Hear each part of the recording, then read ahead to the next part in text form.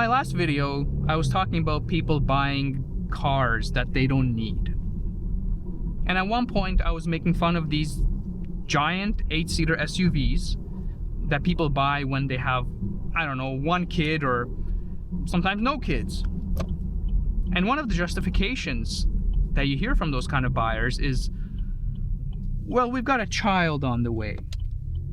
Which made me think a bit. It's like the kid is not even born yet. But we're gonna go shopping for big things. Right?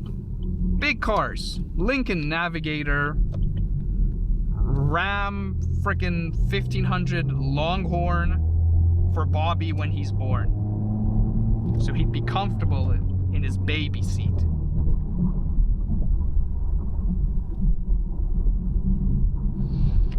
And the more I thought about it, the more I realized this isn't really a car discussion.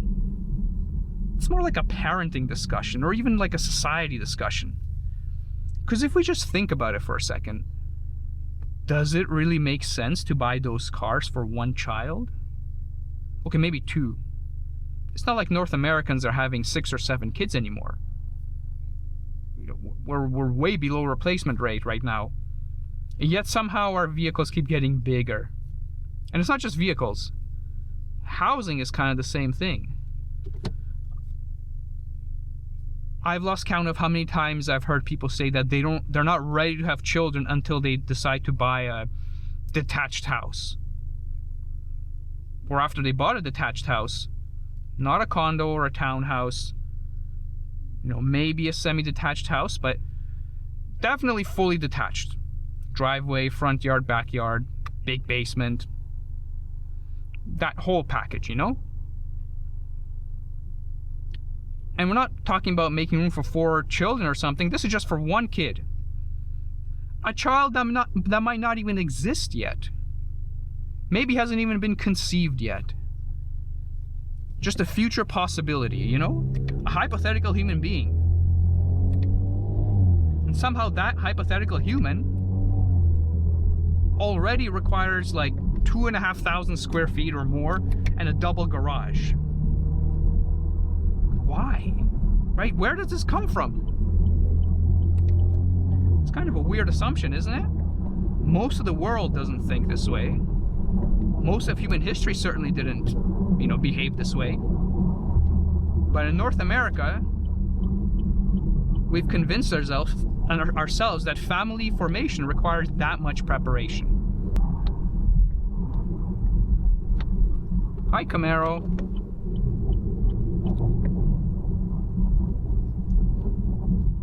Same thing happens with careers. People say they want children someday, just not yet. First, they need to establish themselves. Then they need to move up and get a promotion. Then they need to get more savings, more security. Because they need to feel ready. Every possible risk has to be anticipated. Every vulnerability has to be dealt with. It's like building a freaking multi-layered defensive wall. And I understand wanting stability. Of course, stability matters. I'm not saying people should be reckless. But I think we're confusing preparation with some, perfection, basically, right? Which is not the same thing. A lot of people say, a lot of people seem to think that children require ideal conditions, right? Perfect lifestyle, ideal property size, career achievement. And if those conditions aren't met, well, then family life kind of has to be postponed. Now, maybe some of this is anxiety. And actually, I think a lot of it is anxiety. Because when people explain why they aren't ready, they often describe things that don't really solve the problem that they're, worried about. So just to use the example of housing, people talk as if a detached house creates security automatically. And it's like, are you sure? Because you're taking on potentially $1 million+ of mortgage. That sounds like a lot of insecurity to me, like financial insecurity, right? Your child doesn't care whether they grow up in a detached house or in an apartment. Your child cares if the home is stable, parents are present, functional family. That's why I think something else is going on. I think status is a big part of this. Status.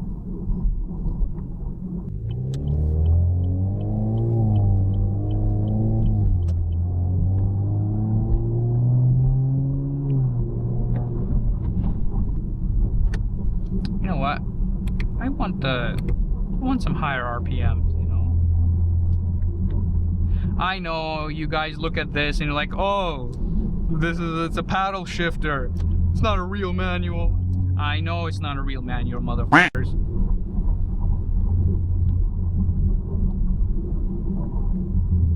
But I enjoy this. You get a C8 Corvette, it's not a real manual. What is it, like 8-speed, 9-speed automatic or something? With paddle shifters? Or is it like a dual clutch? I don't remember. But yeah, motherfuckers, that thing's not manual either. I'm comparing this to a C8 Corvette. As a parent myself, I've noticed that parents do what every group of human beings eventually does, which is make comparisons between themselves and others. Like car enthusiasts compare horsepower, right? Track times, quarter mile time, 0 to 60, exhaust notes. Parents, well, what do they like to compare? They like to compare space, size of the house, neighborhood, school district, their yard, basement, vehicle size, quality of neighbors. Everybody's quietly sizing each other up, and it's human nature, of course. And modern parenting has a strange obsession with square footage. Parenting has become partially measured in terms of how much space surrounds the child.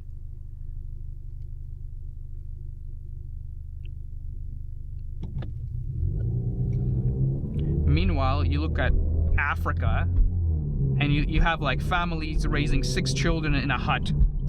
I'm not saying we should copy those conditions. I'm not saying we should aspire to live in poverty, right? Obviously, that's not the point. The point is perspective, guys. Because if your argument is that family life is impossible without a large detached house, multiple bedrooms, and a long list of material requirements or prerequisites, then you're speaking from an incredibly privileged position. You already live in one of the safest, wealthiest, and most stable societies in human history. You have opportunities that people around the world are desperately trying to access. People immigrate here for those opportunities. So, you know, don't lower your standards, but just maybe lower some of the standards, not all.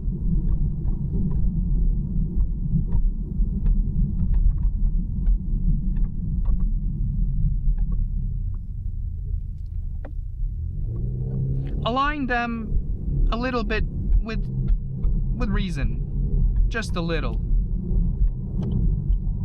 Again, I'm not pretending housing affordability isn't a problem.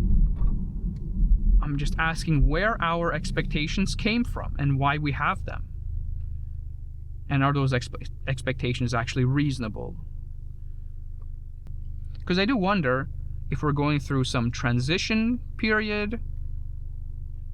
Because for generations, houses were attainable for a large portion of the population. But now, not really. Maybe our definition of what a normal family home constitutes simply hasn't caught up to reality yet. Maybe in a few decades, a 2-bedroom condo won't seem unusual at all for a family of 4 or 5. Right? But anyway, that's beside the point. Because even if housing became affordable tomorrow, I don't think it would solve the deeper issue. I think we just move the goalposts. That's what we always do. We need a house before the kids. You got the house, but then, well, now you want a bigger house. You get the bigger house, and then, well, I think I need more savings. And after that, oh, I think I need a better job. Oh, wait, I think I need to travel first. You gotta enjoy your freedom, don't you? Before this child comes in and ruins your life. And then you gotta be mentally prepared, right? Emotionally, you gotta optimize every aspect of your life before the child comes, don't you? The finish line just keeps moving. And after a while, I think you have to ask yourself, do you ever plan on crossing that finish line? Because you never seem ready. And you never seem to fully understand or comprehend what ready even frickin' means. It's like ready according to whom? Compared to what? Most of human history consisted of people having children under circumstances that modern North Americans would consider completely unacceptable. No six-figure income, no investment portfolio, no detailed, 5-year family plan. They just did it. They still did it. Again, I'm not saying we should ignore finances. Of course finances matter. Of course all that stuff matters. Of course you shouldn't have 6 children when you can't even support 1. But that's not the argument. The argument is we've elevated preparation to such a high level that it started competing with the thing it's supposed to support. It's like somebody spending 20 years to learn how to swim, or preparing to learn how to swim, but at some point you gotta get in the water, right? No, I actually do enjoy using the paddle shifters. I know, I wish I had a manual, but that's just not the case. I mean, I have a family. My wife likes driving this, and I don't think she'll ever want to drive a manual. So that's why I drive this. Until I get my own car that is just exclusively mine, nobody else drives except me, I probably will not have a manual. Because, if I had that chance, I would absolutely get a manual. Right? Unless it happens to be some really special car that is only available in the automatic. But hell yeah, I want a manual. But for now, this will do. I don't mind it. I think modern society, has developed a really strange relationship with risk. Right? We're so risk averse when it comes to family, but we're comfortable with risks in other areas. People would take out a $90,000 loan for a vehicle, or move across the country for a career opportunity, or invest in a business. Right? A lot of money in a business. They will take all sorts of financial and personal risks. But children are just a no-go zone, aren't they? Because when it comes to children, suddenly we start listing all the reasons why they're a bad idea. Everything else that we do that's risky is fine, it's okay, you're willing to take the risk. But children, it's like, oh no, we can't do that. Too risky. And maybe that's because of all the things, of all the risks that we take, things that we might consider difficult or challenging. Maybe children represent something that modern life just doesn't handle really well. This is a guess, and you can let me know what you think, but I think people are averse to children because raising a child is not an enterprise of optimization, okay? Children are not optimized. They don't optimize you. They're not efficient. They can be highly inconvenient from an efficiency perspective, right? You can't schedule them properly. You can't fully control the outcomes. They introduce a lot of uncertainty. And we hate that. We hate uncertainty. We want guarantees, predictability, we want control. We want to maximize the chance that the risky action that we take benefits us. Especially in like money and ego. And raising children is certainly a really risky proposition in that regard. Maybe that's why so many people seem to have an allergy, pretty much like an allergy to family life. Not because they necessarily hate children. I don't think most people hate children. They just want the conditions to be perfect and to be ready to such an expanded level that it just becomes unattainable. And I think it's just so presumptuous.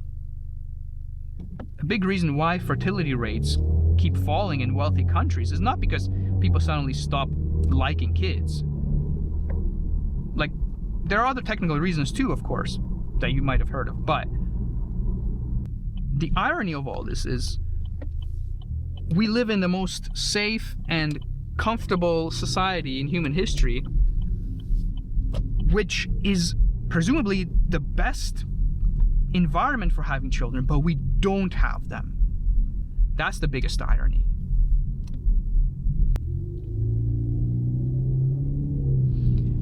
Of course, I don't have any solutions to all of this. I'm just kind of stating my concerns over it. How could I have any solutions to this problem? This is. I mean, I don't know how one could even start to go about resolving this, but yeah. I mean, I hope at least you found it interesting or thought-provoking. You know, my thoughts. And let me know what you think in the comment section. I'd be interested to know what you have to say. People are too busy, man. I'm freaking too busy. Here I am talking about optimizing and all of that being too much. But I'm the one doing or trying to do that. Can't just relax and be chill.